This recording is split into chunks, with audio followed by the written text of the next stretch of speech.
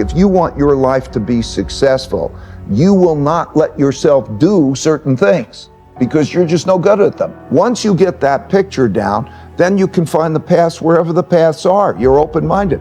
The holy grail of investing.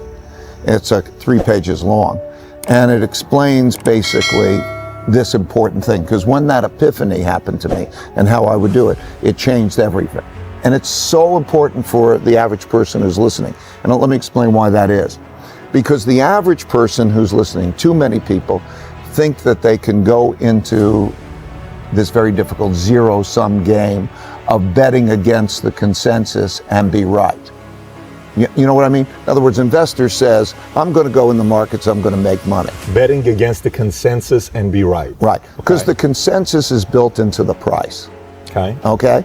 That's what's the, so think of it as like going to a horse race, and there's handicaps. Okay? You're not going to pick the best horse, and you're not going to pick the best company. A terrible company can be a better investment than a terrific company. A terrible company could be a better investment, just like the terrible horse can be a better investment, because the odds that are changing, like you go into that becomes the long shot. But because the long shot is going to pay off 25-1, right? If he comes in, you could just as likely bet on the long shot as the leader, and it's going to be equally likely that you're going to make money, right? Otherwise the market would be doing the opposite. Well, the market is like that, right? In other words, if everybody believes that something's going to be terrific, okay, then everybody's betting on it, and its price is high. So it's not what's best necessarily. It's what's best relative to what's in the price, what's discounted. You know, everybody crashes, and then you're faced with that crash. And you either have an epiphany or you don't. You either walk off the field and say, hey, I don't want to do this anymore, and you give up on that, going after your audacious goals, or you gain really humility. You know, how do you feel that you're going to be wrong? And so I think then that whole notion is, you know, to come back with the finding the smartest people I could find who disagree with me. Also, I'm in the investment management business that you have to bet against the consensus. Otherwise you can't make money because it's in the price. And you have to bet against the consensus and be right. Or as an entrepreneur, I'm an entrepreneur. I had to bet against the consensus and be right. And so to gain that humility was the thing. So you either get off the field or you learn, right? The greatest tragedy of mankind, or the greatest tragedy of individuals who together make up mankind in their dealing with each other, is they have bottled up in their heads wrong opinions that they don't know how to stress test, because they think if it's in their heads, it's right, if they have an opinion. And it's so easy to get around that if you can think about, how do I go beyond that? So the reason I'm saying that is I love partnerships in which there's a back and forth and you knock things around and you get to the right answer, where there's open-mindedness and learning at the same time as there's the assertiveness as you're trying to figure things out together. In all relationships, in one way or another, you have to find out how you're going to make decisions. There are going to be agreements and disagreements. And you have to have the art of thoughtful disagreement. Now, people find their domains differently. Maybe somebody says, oh, okay, I'll take care of these things and you take care of that. I don't know. Some people, you know, the traditional household might say, okay, I'll take care of making the money out, and the man goes out and he makes money in the world. And then one woman says, I'll take care of the kids. We're not there anymore. But each role, I'm trying to say, in some way, you have to find out how to do the art of thoughtful disagreement. And it makes sense. And then also knowing what's good, what you're good at, and what you're not good at. It's a good thing to know what you're good at and what you're not good at. Meditation is the biggest gift that I can give anyone. And I would say more than anything, it is whatever reason for success I've had. Because it allows one, back to the 2 U's, I'll clarify. What I mean is that in your mind, we think, what do you want? And the reality is, when you look at the neuroscience and psychology, that there are different parts of your brain that want different things. And so, in the simplest sense, there is the logical part of your brain that you're conscious of. It's called the conscious. And you think you're being logical and you want to make those decisions. And then there's the subliminal, below the limbic system, part of the brain, which is the emotional, and it's not as conscious to you, but it has more of an influence on you than really the logical one. And so they're not aligned. And so when you're experiencing that pain, or let's say the ego, right, there were two main things. You got an ego barrier and a blind spot barrier.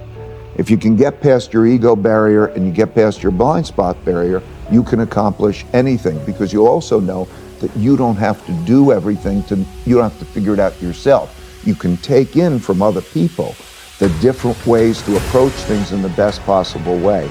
And so the realization that we all are really struggling with ourselves, and to think which is in control. Meditation helps to deal with the alignment of those two things, because both are valuable. In other words, intuition, imagination, the things we really love come from our subliminal us's, right? Our needs, whatever they may be, they come from here, that subliminal. They may be valuable, they may be damaging. You don't know the difference. And so when they come up and you're looking at those with your logical mind and you can align those things, you're probably in good shape. If you can do that alignment between the subliminal and the logical, and you can do that with other people, so that you can triangulate with other people and say, does that make sense? And get alignment. That alignment is the path to the future, because you only have to know what the best things to do are. You don't have to have them all come up from your head. And for God's sakes, don't be overly opinionated, because just because you have that opinion, it doesn't mean it's true. So that's where the two U's and the alignment really is so important. Give me a couple things that I can do to get more out of a minute. First of all, if you do make your passion and your work the same thing, then it's great, right? Because your passion, whatever it might be, you're a painter or you're an entrepreneur or whatever that is, and you find that more enjoyable than going to a ball game, let's say, then that becomes a passionate thing. That's one thing. Second, to know how to work with people who can do things really well, to get the most leverage out of people, okay? Third, how do you get yourself really, what are the right work habits? Anyway, there's a whole bunch of those kinds of things where how do I, what you say, how do I get it done without me doing it? Who's the best to do it, and how do I get it? And all of a sudden you open yourself to all different possibilities of how you can do that, right? No time, struggle well, or tough love. Okay, I put those words together because that exemplifies the fact that people don't think they go together.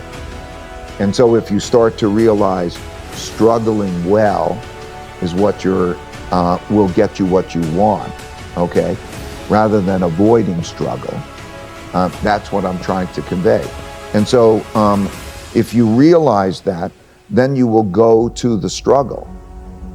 You won't be averse to the struggle.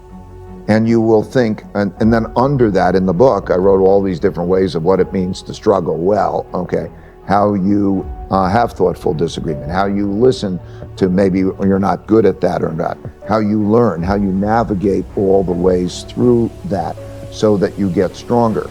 Because if you don't struggle, you won't get stronger, okay? So struggling well, go above it, okay, struggling well, a big element is to go above your struggle, just like you did. You look back and say, okay, am I struggling well, rather than be in it and doing those things. So there are a lot of different ways of how to struggle well, but if you know, okay, that struggling is a good thing. Okay, if you want to be strong, it's a good thing. If you worry, you don't have to worry. And if you don't worry, you have to worry. okay? Because what I mean is, if you're worrying about what can go wrong, chances are you will create the protections against that thing going wrong, and therefore that's good. And if you're not worrying about the things that are going to go wrong, then now probably the things you never expect are going to come and hit you, okay? And so it sounds counterintuitive. If you worry, you don't have to worry. And if you don't worry, you better worry. But what it means is that process of, okay, go to the thing, go to it, and enjoy it. View these things as puzzles. Your personality will change. You'll enjoy it, okay? Because life is a puzzle. It's a going through the jungle.